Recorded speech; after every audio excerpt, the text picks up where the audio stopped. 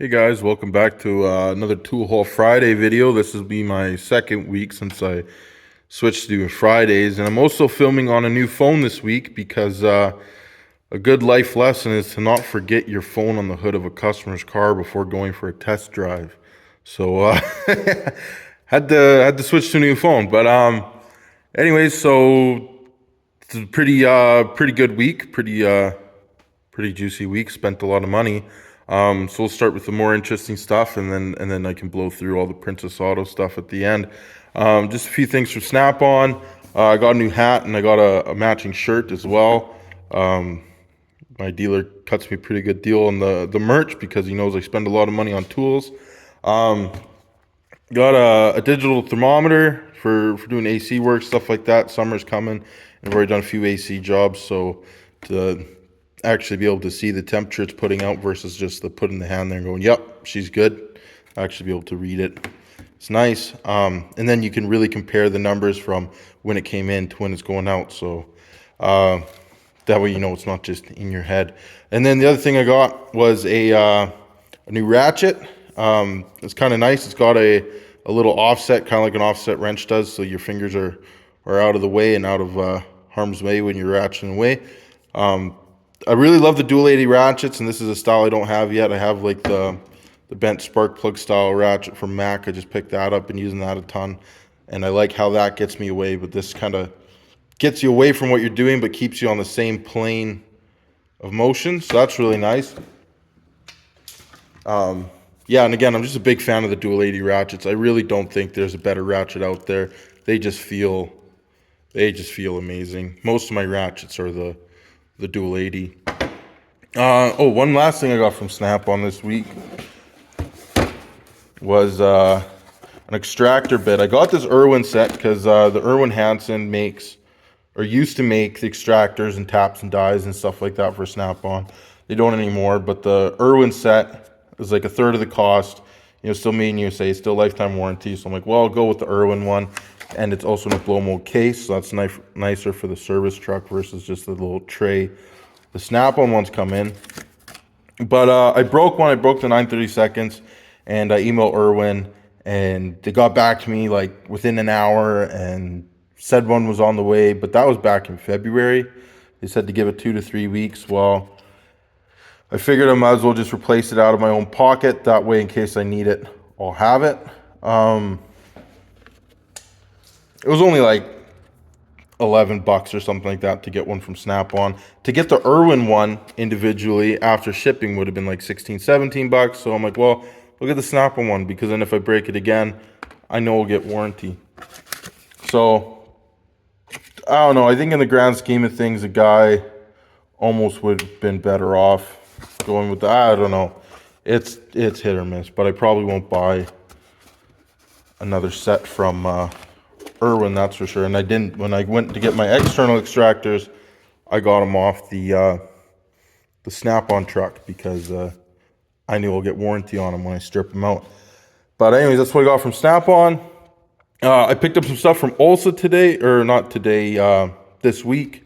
I had to run into the city for some stuff, and I was going in on business hours, so it's a perfect chance to stop in because I dropped my nano socket rail, and the clip holding the 1/4-inch socket broke, and I found the broken clip, but the socket was shot into oblivion. It was a few weeks ago.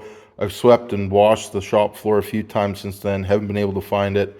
So I'm like, well, I'll go in and ask them if they had an open set from warranting something else out, and if they had a 1/4-inch they could sell me. And the guy ended up just giving it to me. He's like, well, the clips are under warranty, and you lost the socket because the clip broke, so here, go ahead. And he said, you know, I'm already there buying other stuff, so he gave me the socket. Yeah, I know it's not much, you know, it probably cost them maybe $1 for the socket and the clip, but it's just service like that and how friendly they are. That's why I really like supporting, you know, companies like Olsa. You know, when the good customer service, I think, goes a long way, and really buys a guy's loyalty, that's for sure.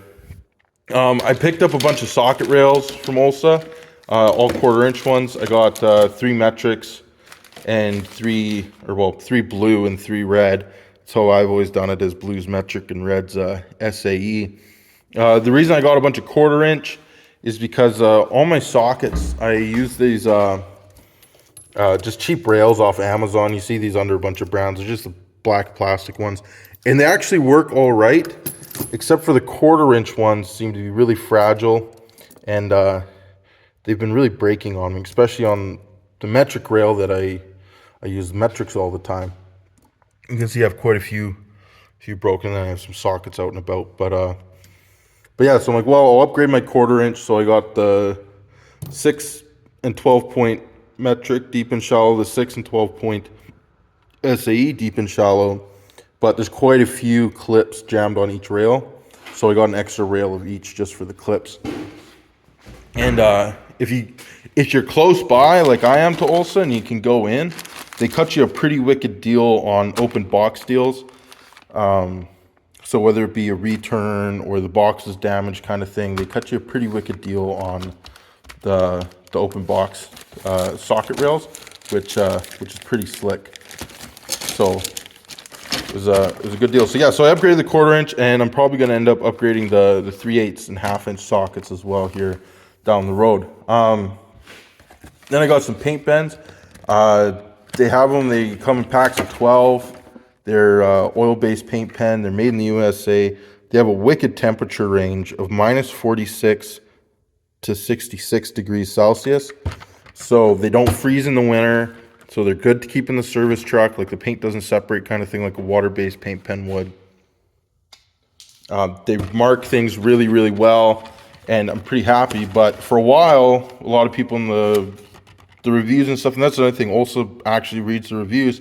They were saying, well, I want all the colors, but I don't want to buy 12 or 4 different packs of markers, right? Well, they answered, and now they started selling a box with 3 of each, which is really nice. So I picked that up. Like I said, I got the white ones, which I use the most, but if it's ever like a white filter or something like that, or a white surface you got to write on, it's nice to have other colors, right? And what if it's, you know, if you work with a lot of Baldwin or Cummins filters, well, you can't really use a red marker. You know, if you work with AC Delco stuff, you can't really use a blue marker. So it's kind of nice to have a good color option, right? And like I said, I really, really like their paint pens. It's probably the only paint pens I'm ever going to buy, to be honest, now that I've tried them. Then I got one of their magnet mats. I've been using the SnapOn one, which is really, really nice, and then the Power Fist one, which is nice too, for different things. Like the SnapOn one is way stronger. The Power Fist one has more magnets. So the SnapOn one, you throw something at it and it'll move to the closest magnet. The Power Fist one will usually kind of stay where it is. The SnapOn one has stronger magnets, so if it's upright like this, things won't roll off. Where the Power Fist, things will just roll off down and hit the ground. You can get the princessauto ones on sale for like 16, 17 bucks. The SnapOn one's like 100. The Ulsa is kind of right in the middle. It's right around 40 bucks. So I figured I'd pick one of these up, and if they're better than the princessauto ones, then I'll probably pick up quite a few more.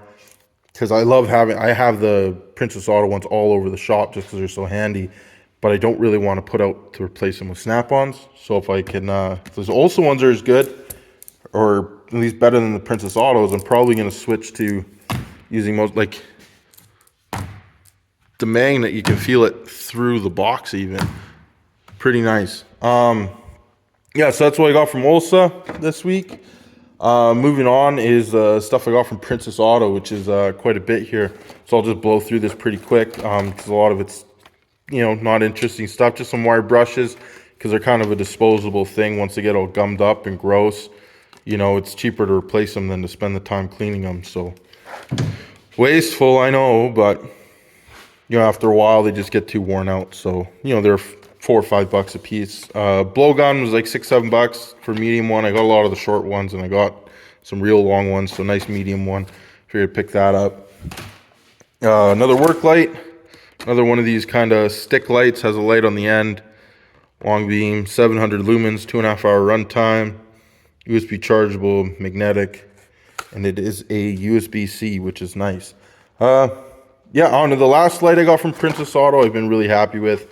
I got it on sale for like 16, 17 bucks. And It's not on sale anymore. Now it's like almost 30. This one's on sale for $16 or $17, something like that. So I figured I'll give this one a try too. Lisle clip tool, those little cheap plastic ones, like that guy right there.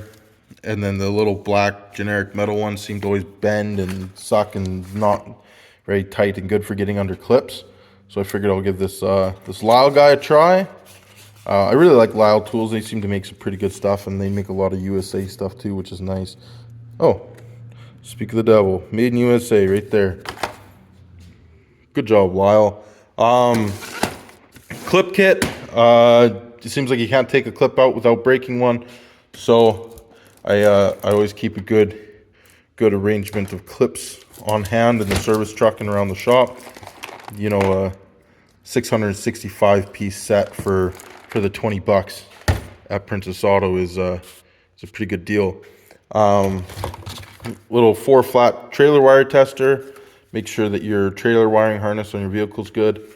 Pick that up. It's camping season, so you get a lot of trailers coming through in the summer, and it's a lot faster than going with the test light. They had a sale in dielectric grease, and again, go through a lot of that. Being in Alberta, there's not many plugs. A guy unplugs and doesn't put dielectric grease on before plugging them back in. Just some twist lock stripping discs, good for cleaning up aluminum hub faces, stuff like that when you're before you put a rim back on. I also have the ones that go around the lug nuts to clean the rotor face. You know, it really keeps the wheels torqued, keeps them from coming loose. Take the extra 2 minutes to buff some hubs. And then just some supplies like some more 4 flat stuff, some Velcro, tie loom tape. They had this stuff on sale pretty good, you know, $3 a roll. Figured I'd pick a couple rolls up to keep on the service truck. Push button, I had to buy one the other day, and it was like $40 or something like that at the hardware store. Well, they're like, you know, $15 or $10 at Princess Auto. So it's like, well, maybe that's something I should just start keeping on the service truck. Same thing, I always keep a relay and relay wiring on hand, and went through it last week, so I replaced that. And then just some fob batteries for changing batteries and key fobs. But yeah, so I kind of blew through it quick here this week, but it was quite a bit to go through. Thanks for watching. Go check out my other videos, and follow along for weekly tool videos and the odd short here and there. All right, thanks for watching.